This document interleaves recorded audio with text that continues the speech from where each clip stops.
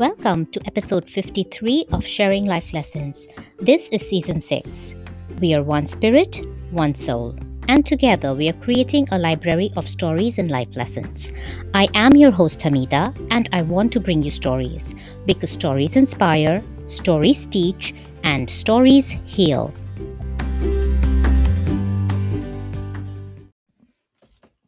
Karen, welcome to Sharing Life Lessons. It is so wonderful to have met you, and it is so wonderful that you are a guest on the show. And I really appreciate, Hamidah, that we're meeting through a joint friend, Kate McKeown. Yes, and I want to thank Kate for getting us together. I want you to start us off, please, by telling us something about yourself. Well, I grew up in the 1950s in one of those secluded areas in upstate New York, the Catskill Mountains. And my parents were both adversely affected by the Second World War. My mother, German, when she was in 6th grade, the war came, and she ended up having her whole life disrupted, no education, and then based on survival of freezing and starving and Russian prison of war camps, that sort of thing. And my father's life was disrupted by the war. When he was in high school, he was American with German parents, when the Japanese bombed Pearl Harbor, and he ended up enlisting in the Merchant Marines and then spent 13 years at sea. And I wanted to give a little background on my parents because of the way they were affected by the war.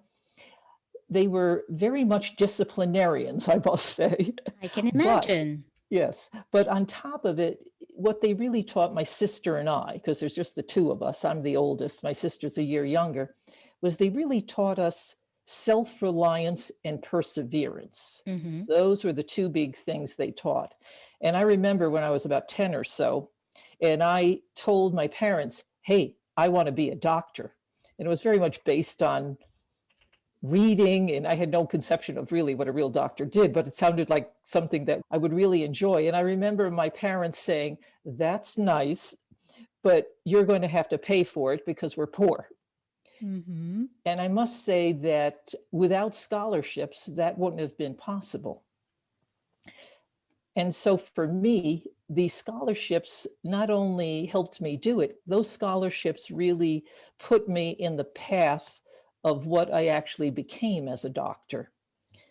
In 1987, I had finished my internal medicine residency, and I had to do a 4-year payback for a scholarship that I had received. Mm-hmm. And believe me, I had no idea that my payback would be in a male medium security prison. That was a bit of a shock for me. Okay. And I was highly naive, and I was put in the prison for 4 years to do this payback.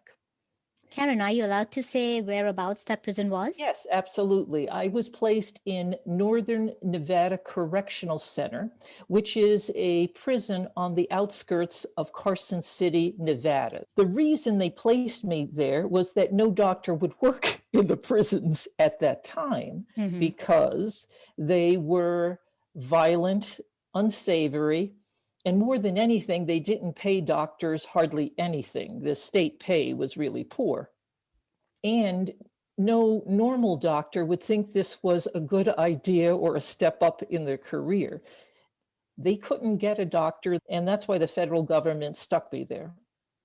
And I'd like your listeners to imagine what it was like to be the tall, blonde, new doctor, married to an African-American male, and being sent to a city where there were no other people that looked like him. Let me put it that way. And then when I walked into the prison, 1 out of 4 of my patients were Black. And I was wondering where they all come from. So what ends up happening is that when I look at the prison, I did 4 years. I lived through all sorts of drama and trauma in those 4 years. And then for a variety of reasons, I decided to stay. And mostly it was to protect the inmates against abuses of power. And I think that was part of that German thing from my parents because they had experienced it in different ways. I literally stayed 3 decades in the prison trying to do everything I could to change it. But the story I'd like to share today not only really impacted me, it impacted my husband, Clifton Macklin.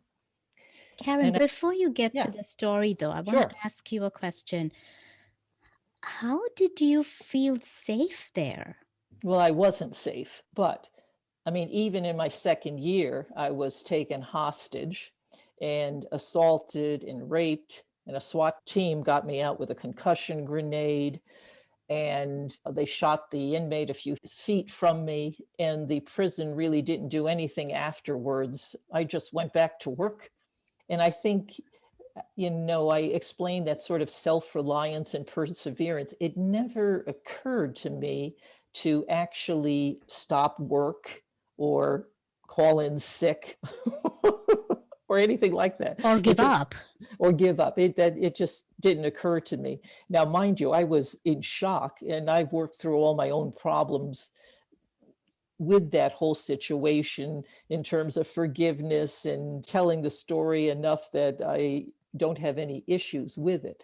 But that's not really the story I want to share. Okay. Yeah, I'm totally ready to hear your story. Actually, really looking forward to it. Right. And in fact, if people are interested in those types of stories, they are in my memoir, 30 Years Behind Bars, Trials of a Prison Doctor.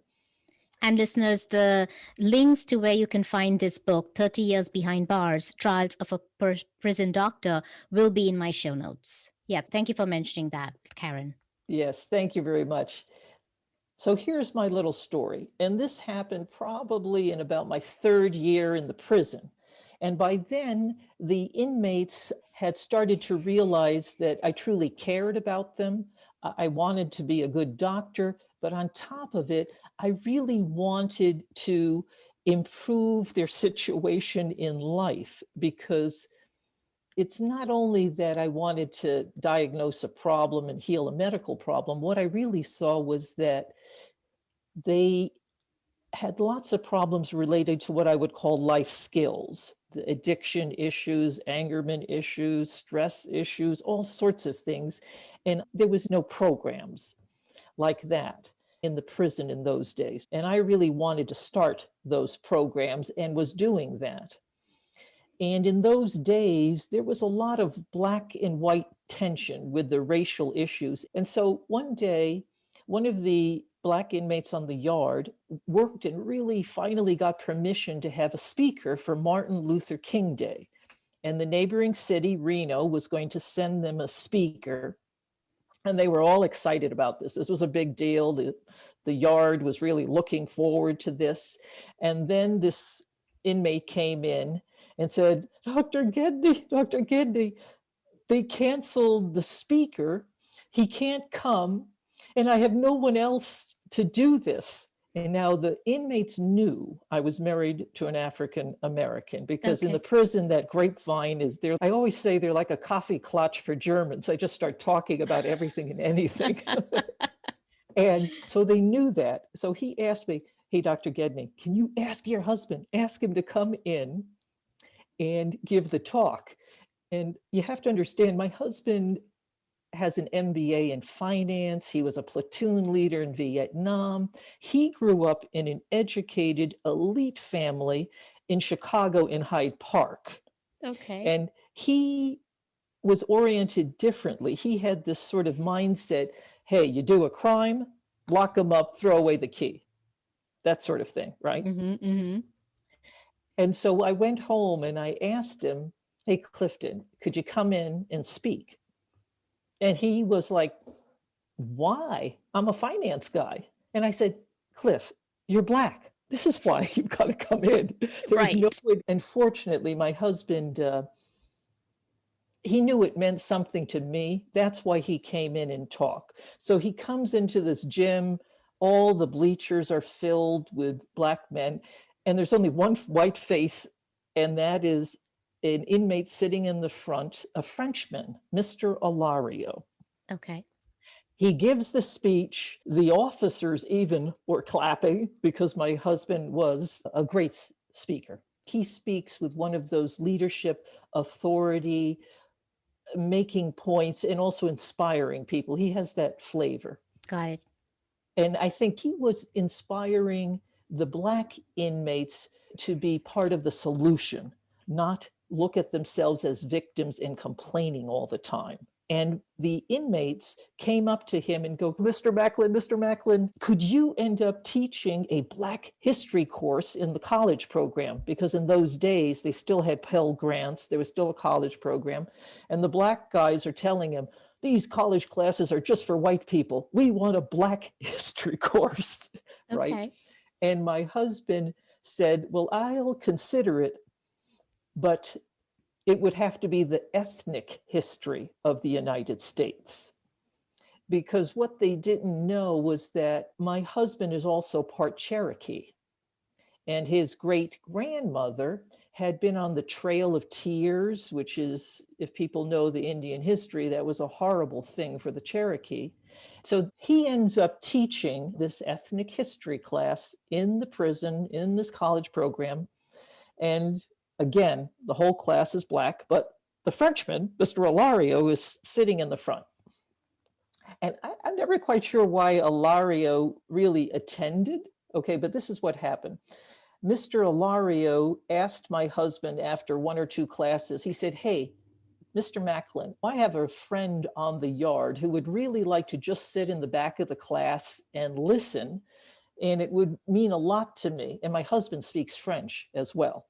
And Clifton, because he doesn't know anything about security and prisons, or he goes, yeah, that's okay with me if he just sits back there and listens. Mm-hmm. So the next class, he sees a guy in the back who's Jesse. And Jesse is white, shaved head, the muscular arms with the swastikas, the lightning bolts on the neck, right? And he's sitting in the back of the room for the entire semester, never saying anything, just watching everything. And at the end of the class, everybody leaves and Jesse is last.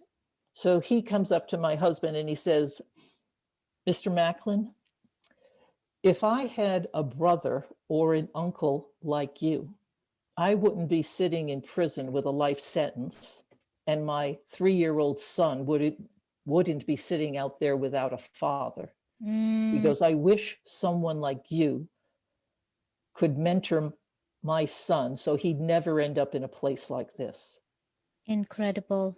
So that's incredible. But what's more incredible, Jesse wasn't just a white supremacist. He was an Aryan warrior on the yard.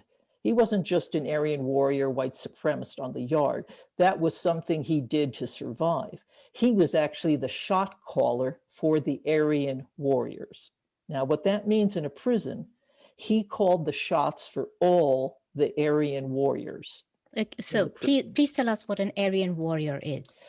Okay, an Aryan warrior is basically a name of a gang, and they're usually in prison systems, and they are white supremacists who band together because they want to, one, protect themselves against Black gangs that pull together, and they are very much oriented to the swastikas because in their unfortunate minds, they think this has to do with the purity of the white race. And that's what an Aryan warrior is in the prison system. And they can be quite violent as well. And because of the way my husband ran the class, and I'm going to just tell you one little incident my husband shared with me where Jesse was actually laughing in the back of the room. And that was one of the Black guys in the class was telling my husband, man, Mr. Macklin, we're going to have problems because one of the Black guys was not quite right in the head and he beat up a white guy. So there's going to be retaliation. There was going to be retaliation on the yard. And my husband, because he had been in the military and around controlling men all the time, he was like, okay, what do you mean by retaliation? They go, oh, you know, Mr. Macklin, some black guy they're going to pick on and beat the, shit out of him, right? Yeah, yeah. And my husband said, okay, I have a solution for you. And they're like, what?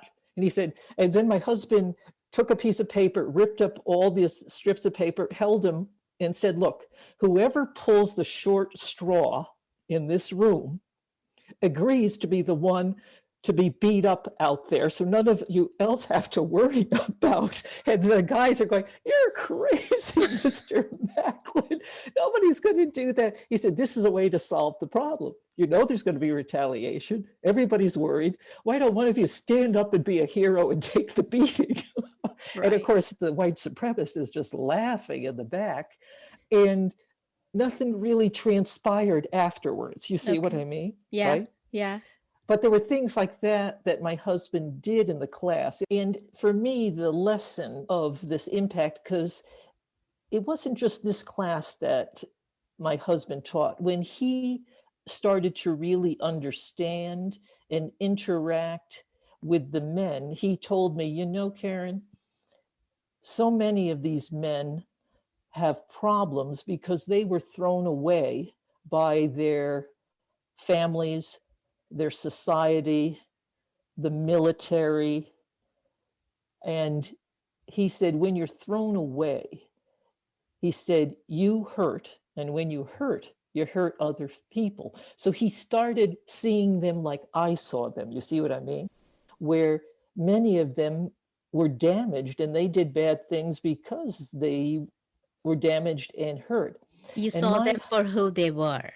I saw them for who they were under the defenses and in acts they did. Mm-hmm. But also, my husband not only continued teaching that, he ended up teaching there were 3 prisons in the Carson City area, on the outskirts. He taught at all 3 prisons, and he ended up also teaching finance, accounting, and human resources as well. Very impressive. And is it only to the black men? No, because very quickly, a lot of the white men, in fact, my husband was a little bit unhappy that many black men did not take the opportunity for certain courses. You see what I mean? Yeah. Some did, but not as many as he would have liked.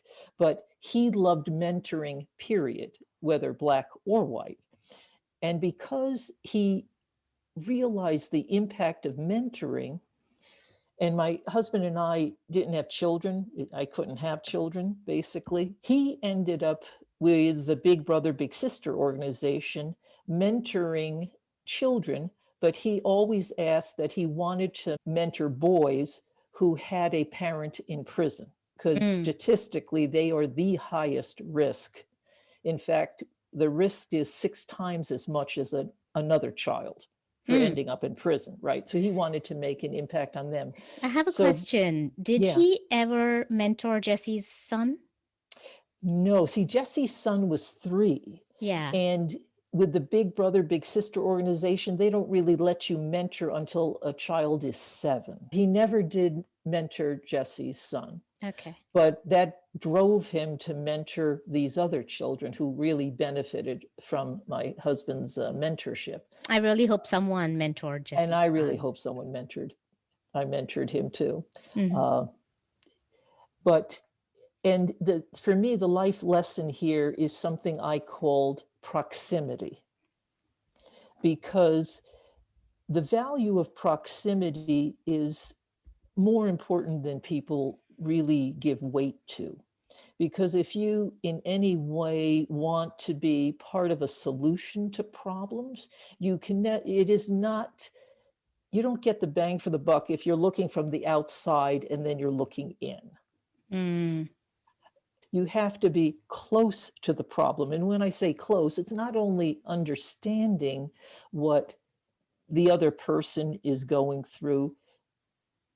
If you have the proximity of understanding really their environment, the example is a prison environment. Mm-hmm. If you really come in and you hear those iron gates slam behind you, and you hear the sounds and the smells and what it looks like, and you think someone is going to be here for years or decades, Mm-hmm. that is a very different feeling.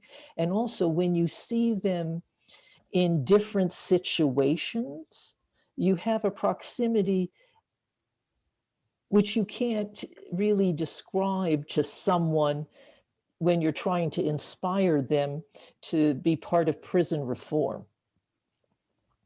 And I'm thinking this lesson is not only for someone who is working for Any prison difficult, reform. right? What would you tell people who are working on reform but non-prison reform?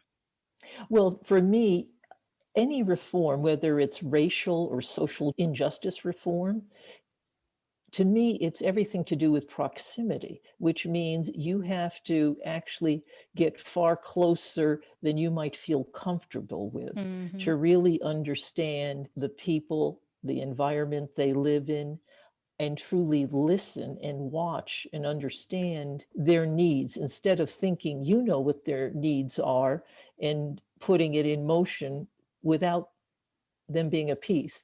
Because what I found in the prison, which is also typical, is when someone would think of a program, they would never ask the inmates, hey, what type of program do you think would help you the most in re-entering society? You see what I mean? Yes. They never asked the inmate, which is, Yes. to me, made no sense to me at all. Yeah, and I think a classic right now is you have corporations pushing diversity because Absolutely. it's politically correct to push diversity. And what I see is that they have their own mind of what that looks like. and they may also ask, let's say, just the minority person, okay, what do you think it looks like? But you really have to find out from the group and listen to all parties, right? Yeah, no, absolutely. This is a great life lesson. Karen, what other life lessons did you learn? What other life lessons? Well, one of the life lessons I learned, and I'm still trying to learn, is that because I was so wired for being self-reliant, I did a lot of things on my own in the prison. And part of it was when I was thrown into the prison, there was no one who showed me the ropes at all. Because when I was put in, there had been a medical director, but when I started, then he was gone. So I'm thrown in, and technically, I'm the highest physician in the state of Nevada in prison, and I'm new and I have no idea of anything. And it's the HIV epidemic. And one of the lessons I really learned was, it took me a while to learn, is I was so concentrated on the inmate population, but I really also to take into account the perspectives and the concerns and the issues with the other side, the custody side, because I looked at it as a hurdle instead of a partner in the beginning, especially because I still think to this day, when I was taken hostage, the custody people wanted me to leave or die. Are you telling me that when you were taken hostage, this was instigated by the custody people? I think that it was not so much instigated, but not stopped. I see. Okay. But the problem is that prisons are, what should I say? They are kept from the public eye unless the public eye is brought into the prison. Mm-hmm. And the prison is developed and oriented on an old model where you punish, you shame, you isolate, and you are only concerned with that the person doesn't escape from the prison. End of story. Yeah. And now, of course, that has swings. You know, there's some people who want to push more programs and some people who don't believe in it and goes back and forth. But the prisons were never oriented to heal or to return because like 95% of these individuals will go back into society. They were never oriented to realize maybe instead of just being the gatekeeper, the guy with the key, maybe because these men are going to leave, maybe the prison's job really should also be that they are returned in a way that they are less of a risk to society, not more. Makes so much Right. sense. Yeah. Karen, you were telling us about your life lesson number 2. We Yes, didn't get right. to collaboration. So I'm taking you back to Right. that part where you were talking about that life lesson. Yeah. So in a prison, you need to collaborate with all parties, and especially custody and administration, of which initially I had a very hard time trusting. Mm. But I also didn't reach out to them like I should have. I had this mindset that, hey, they have been here forever. They should reach out to me and help me. That's how I felt. And I know that later, when I developed my trust again and I collaborated with custody, a lot of incredible things happened. And my trust really went up. And that was because we had a female prison director, one of 9 directors I lived through. Okay. And she was someone who actually reached out to me. And she also was one of the few directors that truly had a holistic, flexible mindset. And she put into motion programs that I was able to also work on and help develop and improve. One, for example, was something called the True Grit program, which was structured living for senior citizens in the prison, because a lot of people don't realize that many of these men have very lengthy sentences, and you've got 70 and 80 and 90-year-old men.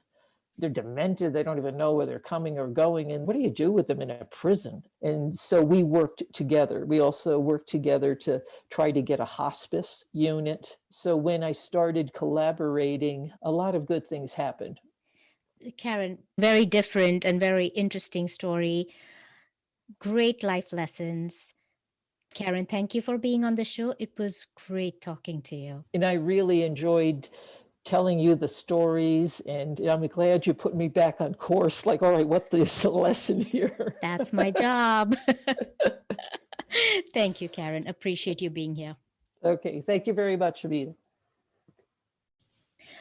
Listeners, I thoroughly enjoyed this discussion with Dr. Karen Gedney, and I hope you did as well. I got to learn something that in my normal course of life I would never learn. The little I know about what goes on behind bars is from the movies I have seen over the years, which is mostly made up. So, this is as close as I can get to understanding anything about our prison system. What really touched me is when the white supremacist Jesse comes up to Dr. Gedney's husband Cliff and says that if he had a brother or uncle like Cliff, he would not have ended up with a life sentence. So, if we really think with our hearts, then many criminals who are in the prison system get to be what they are and where they are because of lack of the right kind of nurturing and guidance. It is not that they want to be there, but unfortunately happen to end up there, as Cliff said, because they were thrown away by their families and society, and they did what they did because they were damaged and hurt. So, why should we care, you may ask? After all, they are a menace to our society. Well, first of all, let's be grateful that we are not in their situation. And secondly, if we ever encountered someone who has come out of the prison system, and if we continue to think with our hearts, we may be able to help them in a way that would change their lives forever. I want to remind you that after all, we are one spirit, one soul. Finally, the 2 life lessons we learned today are about 1. Proximity. The closer we are to the problem, the better we will be able to understand the root cause, making it easier for us to design an appropriate solution. 2. Collaboration. without which Karen had to suffer many years of loneliness in her profession. And when she started collaborating, she said wonderful things started to happen. This could be a life lesson we can carry forward into both our personal and professional lives. This brings us to the end of this episode. I will bring you another episode of Sharing Life Lessons next Wednesday. Until then, be happy, be safe, and be well.